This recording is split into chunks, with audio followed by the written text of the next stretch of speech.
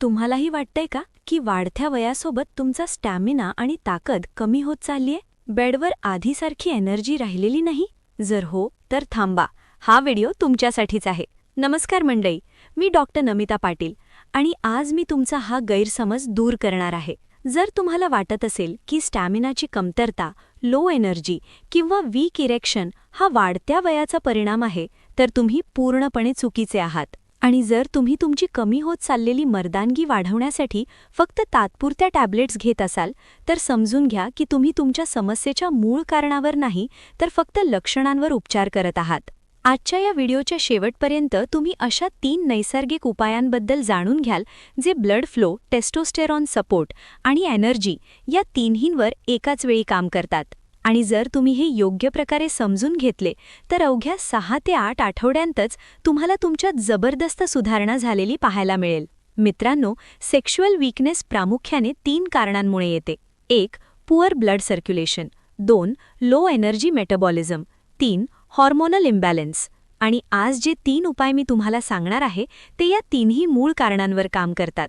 म्हणूनच याने तुम्हाला तात्पुरता आराम नाही, तर दीर्घकाळ टिकणारा फायदा मिळतो. चला तर मग सुरुवात करूया आणि जाणून घेऊया मेन्स हेल्थसाठीचे टॉप 3 घरगुती उपाय. पण हे उपाय सांगण्याआधी मला तुम्हाला एक महत्त्वाची गोष्ट सांगायची आहे. या उपायांसाठी लागणारे जे सर्व प्रोडक्ट्स आहेत, ते मी या व्हिडिओमध्ये स्क्रीनवर टॅग केले आहेत. तुम्ही तिथे क्लिक करून ते थेट विकत घेऊ शकता. हे सर्व प्रोडक्ट्स एकदम प्युअर आणि खात्रीशीर आहेत, याची मी तुम्हाला स्वतः खात्री देते. त्यामुळे तुम्ही कोणतीही काळजी न करता ते घेऊ शकता. उपाय 1. लसूण आणि मध. सर्वात पहिला उपाय आहे रोज सकाळी लसूण आणि मध घेणे. चला, मी तुम्हाला एक सोपा प्रश्न विचारते. सांगा पाहू, इरेक्शन कोणत्या गोष्टीवर अवलंबून असते? फक्त इच्छेवर नाही, फक्त आकर्षणावर तर अजिबात नाही. मित्रांनो, इरेक्शन हे योग्य रक्ताभिसरणावर अवलंबून असते. हे पहा, जेव्हा तुम्ही उत्तेजित होता ना, तेव्हा शरीर रक्तात नायट्रिक ऑक्साईड नावाचे कंपाऊंड रिलीज करते. हे नायट्रिक ऑक्साईड आपल्या नसांना मोकळे करते, ज्यामुळे तिथे ब्लड सर्क्युलेशन वाढते आणि इरेक्शन होऊ लागते. पण जर काही कारणास्तव नायट्रिक ऑक्साईड योग्य प्रकारे रिलीज होत नसेल, तर रक्तवाहिन्या रिलॅक्स होत नाहीत. आणि साहजिकच आहे, जेव्हा ब्लड वेसल्स रिलॅक्स होणार नाहीत, तेव्हा इरेक्शन देखील कमकुवत होईल.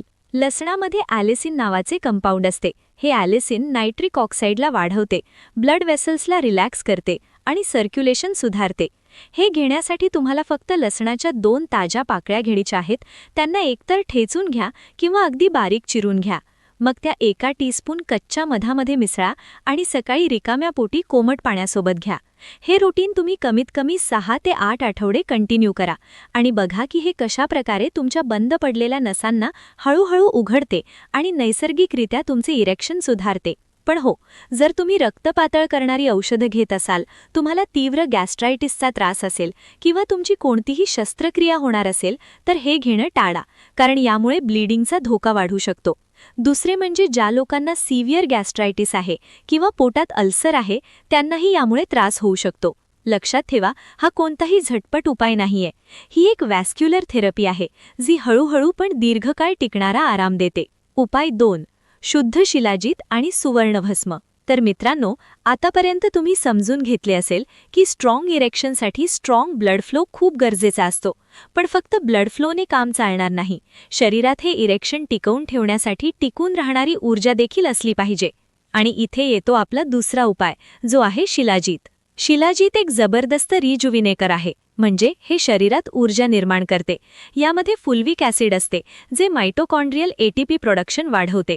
म्हणजे समजा आपले शरीर एक कार आहे, तर मायटोकॉन्ड्रिया त्या कारचं इंजिन आहे आणि शिलाजीत त्या पॉवर बूस्टर इंजिन ऑइलसारखे आहे, जे इंजिनचा पिकअप वाढवते. मित्रांनो, शिलाजीत एक अतिशय प्रभावी नॅचरल पॉवर बूस्टर आहे.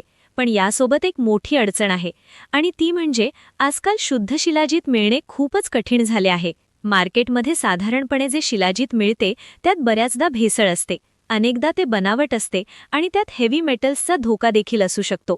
आणि जेव्हा कच्चा मालच कमकुवत असेल, तर साहजिकच आहे, तुम्हाला रिझल्ट्स देखील मिळणार नाहीत. त्यामुळे मी नेहमी सांगते की शिलाजीत घेण्यापूर्वी त्याची शुद्धता नक्की चेक करा.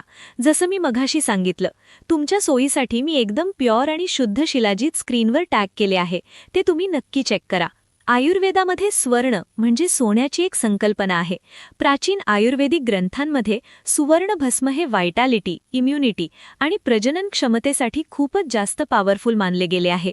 आयुर्वेदानुसार स्वर्ण हे आपल्या शरीरातील ओजसला सपोर्ट करते, एनर्जी लेव्हल्स सुधारते आणि शरीराची लवचिकता वाढवते. याच संकल्पनेवर आधारित काही आयुर्वेदिक औषधांमध्ये शिलाजीतला स्वर्णभस्मासोबत देखील एकत्र केले जाते, ज्यामुळे व्हायटॅलिटी आणि स्टॅमिनावर याचा प्रभाव अधिक मजबूत होऊ शकतो. विशेषतः ज्या लोकांना स्टॅमिना कमी वाटतो, जे वीक मॉर्निंग इरेक्शन्स नोटीस करत आहेत, ज्यांची एनर्जी अचानक क्रॅश होते किंवा ज्यांना 35व्या वर्षानंतर परफॉर्मन्समध्ये घसरण जाणवायला लागली आहे, अशा लोकांसाठी हे शुद्ध शिलाजीत खूप फायदेशीर ठरू शकते. तुम्हाला फक्त हे शुद्ध शिलाजीत दिवसातून 2 वेळा जेवणानंतर घ्यायचे आहे आणि यासोबतच एक ॲक्टिव्ह आणि हेल्दी लाईफस्टाईल मेंटेन करायची आहे. पण एक गोष्ट लक्षात ठेवा, हे कोणतेही इन्स्टंट स्टिम्युलंट नाहीये. ही एक रसायन थेरपी आहे, जिचा प्रभाव हळूहळू दिसून येतो. त्यामुळे तुम्हाला ही नियमितपणे वापरावे लागेल. तसे पाहायला गेले तर जर तुम्हाला हाय युरिक ॲसिड, गाऊट, हिमोक्रोमॅटोसिस किंवा अनियंत्रित हाय ब्लड प्रेशरचा त्रास असेल, तर आधी तुमच्या डॉक्टरांचा सल्ला नक्की घ्या आणि त्यानंतरच शिलाजीतचा वापर करा. उपाय 3. बदाम आणि खजुराचे दूध.